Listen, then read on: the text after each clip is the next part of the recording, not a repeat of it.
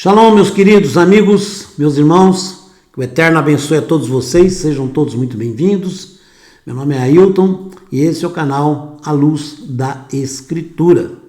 Nós estamos aqui para falarmos do livro de Miqueias, o livro de Miqueias, que muita gente às vezes não que despreza, eu não considero dessa forma, né? Mas as pessoas se ligam mais naqueles livros mais famosos, mais conhecidos, né? Isaías, Salmos, Ezequiel, Jeremias, né? Mas nós temos o livro de Miqueias, que é muito bom. É um livro que fala também dos últimos dias. O Criador nos mostrando exatamente como será a eternidade, como será os últimos dias e como será a eternidade. Isso é muito importante. Então, se você puder e tiver com a Bíblia na mão, abra a sua Bíblia no capítulo 4 do livro de Miqueias, tá? O livro de Miqueias, ele é muito, mas muito importante mesmo, tá? Então vamos lá, que eu quero mostrar para vocês exatamente versículo por versículo desse capítulo, né? Para você entender exatamente o que o Criador está nos falando. E o mais importante é a nossa redenção, que está próxima, tá aí, tá bom? Aqui fala dela. No capítulo 4, verso 1, diz o seguinte: aqui nós encontramos 4 seções importantes de promessas que o Eterno acerca da bênção futura sobre seu povo fiel e da destruição dos inimigos do povo. Primeiro, a exaltação futura de Sião, que é Jerusalém. Miqueias 4, de 1 a 5. Segundo, a restauração futura do povo, Miqueias 4, de Miqueias 4, 6 até Miqueias 5, 1. 3. A vinda futura do Messias em Belém. Eu só queria esclarecer uma coisa, todo mundo fala Belém, né? Mas na verdade a cidade chama-se Beit Lehem. Beit Lehem, que traduzido quer dizer casa do pão, tá bom? Beit Lehem, que é conhecida como Belém, que é traduzida quer dizer casa do pão, ok? Miqueias 5, 2. E quarto, o juízo futuro contra os inimigos do povo de Deus, versos 5 a 15.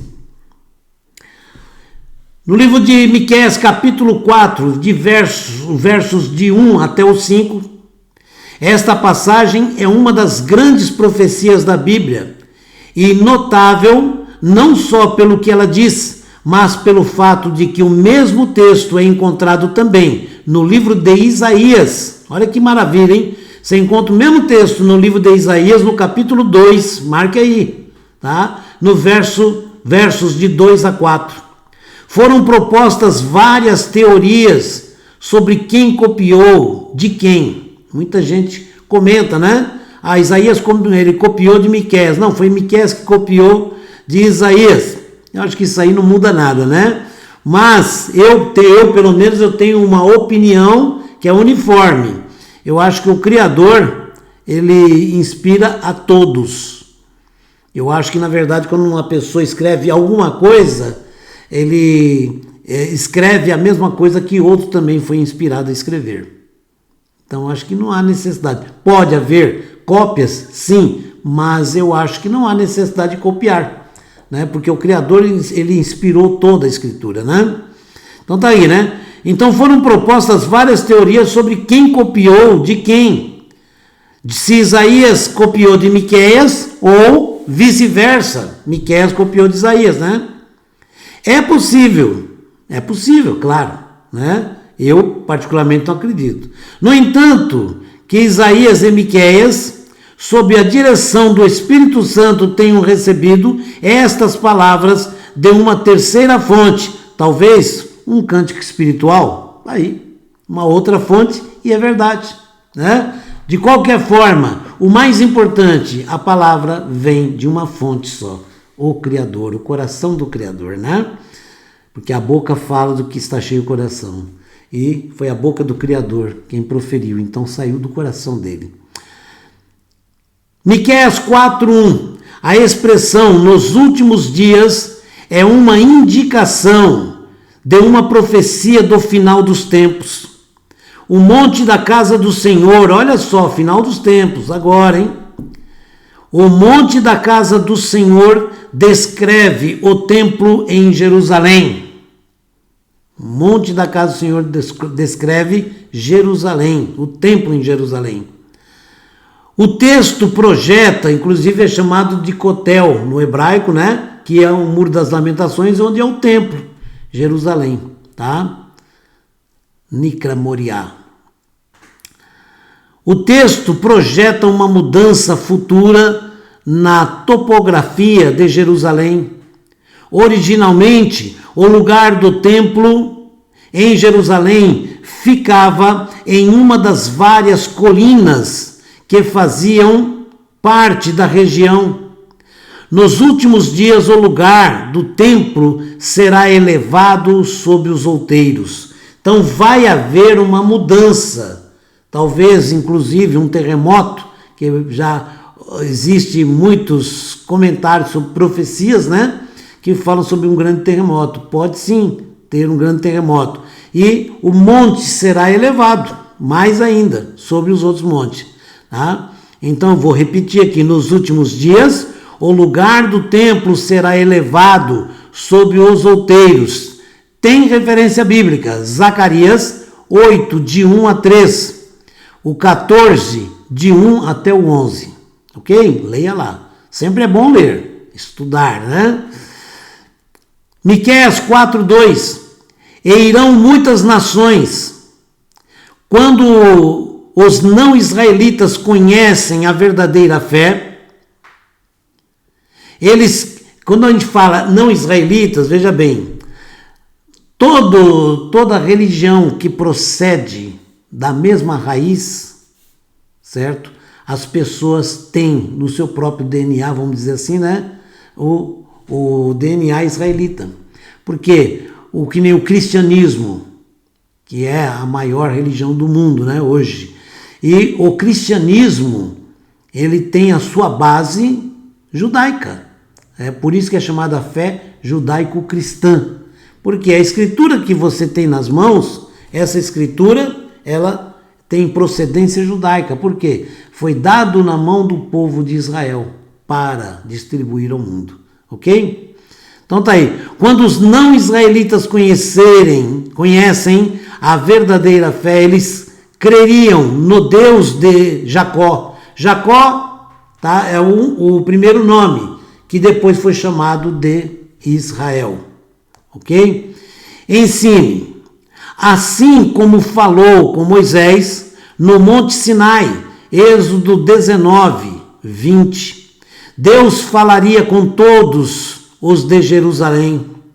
E nós andemos pelas suas veredas, ao contrário das pessoas da geração de Miqueias, que não conheciam a justiça. Miqueias 3:1. As pessoas do reino vindouro seriam obedientes a Deus. Então está aí, quando tudo tiver sido mudado, então todos serão obedientes ao Criador. Capítulo 4, verso 3, e julgará os que castigariam. Estas são ações do Rei, do Salvador, que governará com vara de ferro. Está escrito em Salmo 2, 110. Espadas e lanças, todas as armas de destruição serão recicladas e usadas como ferramentas de produção. Finalmente o conflito chegará ao fim.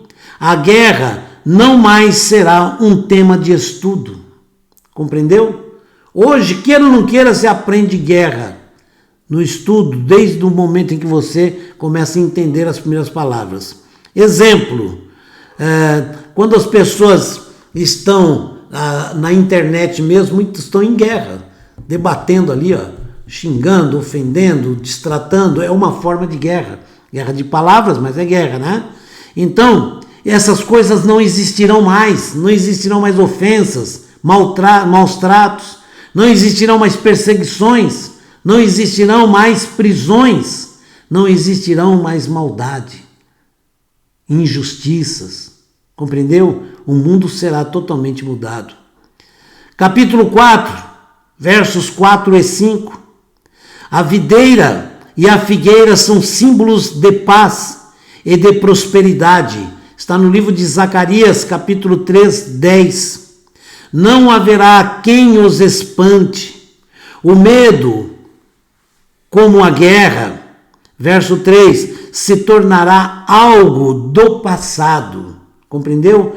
Todas essas coisas que você vê hoje serão apenas algo do passado. E a Escritura fala que o Criador apagará da nossa memória, da nossa mente, todas essas coisas negativas, coisas passadas, serão apagadas. Que bom, né? Que bom. Capítulo 4, versos 6 e 7. Naquele dia, o que acontecerá naquele dia? É a expressão que liga esta sessão ao final dos tempos, mencionado no versículo 1. Congregarei a que cocheava e recolherei a que eu tinha expulsado. Olha que maravilha. O Criador faz uma reconciliação, né, com todos, ok? Os que sofreram abusos dos líderes ímpios de Israel seriam exaltados pelo próprio Senhor. A que eu tinha maltratado, todos aqueles, certo? As pessoas que Deus havia expulsado da terra seriam agora parte do seu novo reino. Essa é uma grande surpresa. Causa surpresa a muita gente, né? Uma surpresa em termos de graça. Olha aí a prova, né? A parte restante, a maioria das pessoas de Israel são levadas a uma vida de fé e dedicação ao Eterno. Quando se fala Israel, entenda bem, isso é expansivo para todo mundo, para todo aquele que professa a Escritura Sagrada como a sua regra de vida, ok? Então o que é dito ali é dito para toda a humanidade, todo aquele que procura fazer a vontade do Criador. Sempre traga para os dias de hoje. No entanto, a verdadeira fé nunca morreu de fato em Israel ou em qualquer lugar do mundo, mesmo nos piores momentos. Capítulo 4, verso 8, a expressão Torre do Rebanho é uma descrição de Jerusalém no sentido ideal. A torre era um ponto que favorecia a proteção de um rebanho de ovelhas. De igual modo, Jerusalém é a fortaleza ou lugar de proteção para o rebanho do Eterno. Miqueias, capítulo 2, verso 12.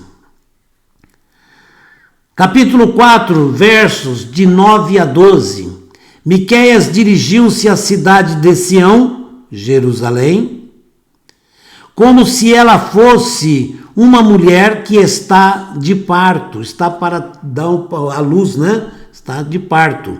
As aflições do presente levariam finalmente ao nascimento de um libertador. Virás até a Babilônia, uma referência ao exílio, ok? Capítulo 4, verso 13. Levanta-te e trilha, ou levanta e anda, ó filha de Sião. As nações seriam reunidas pelo Senhor como gavelas em uma eira. Verso 12. Esta é uma forma de falar da vitória final sobre todos os inimigos de Israel. Muitas pessoas, eu tenho que enfatizar para que não haja dúvida, muitas pessoas às vezes falam, essa é uma palavra para Israel. Não. Essa é uma palavra para, a partir de Israel, a todos aqueles que buscam o Deus de Israel. Porque a palavra não pertence a Israel, pertence ao Criador. e é de Israel para o mundo. Então, quando o Criador fala com Israel, ele fala todo aquele que se entrega a seguir esse mesmo caminho, que é o caminho da Escritura Sagrada. É o caminho que tanto Israel, como tanto judeus como cristãos procuram seguir. A Escritura Sagrada é uma regra de vida para toda a humanidade, não apenas para Israel, para toda a humanidade. Então, quando o Criador faz uma promessa para Israel, ele está fazendo para todo aquele que aceita o Criador, o seu comando, a sua regra de vida. Ok? Então você pode fazer parte. Exemplo, nós temos aí quantas pessoas convertidas dentro do judaísmo que são judeus, mas existem muitas pessoas que não participam do judaísmo, mas são pessoas fiéis ao Criador. Ok? O julgamento cabe ao Criador e não ao ser humano. O que importa é que todos nós, seres humanos, somos irmãos. E nós temos mais do que nunca que nos unirmos e nunca deixar que a religiosidade nos aparte, nos divida. Por quê? Porque nação é povo, dividida é fraca. Quando se une é mais forte. Então nós temos que aprender a ser mais forte. E para sermos mais fortes temos que nos unir ao nosso Criador. E nunca nos afastar. Quando você se afasta, você passa a seguir caminhos que você acha que é certo. E você começa a se desviar da palavra do Criador. Por isso existe esse grande perigo. E hoje, mais do que nunca, a palavra é: arrependei-vos dos seus maus caminhos e voltar ao Criador. Essa é a obrigação de todo ser humano. E acima de tudo, abrace o teu irmão. Quem é o teu irmão? Quem é o teu próximo? Aquele que crê no mesmo Criador e que busca servi-lo. Ok? Que o Eterno possa nos abençoar e dar clareza à nossa mente, entendimento, para que as pessoas deixem de brigar por religiões e passem a lutar juntos. Lutar não é brigar, hein? Passem a lutar juntos pelo mesmo objetivo, a salvação eterna. Vamos nos encontrar lá, com certeza, hein? Shalom, forte abraço, até o próximo.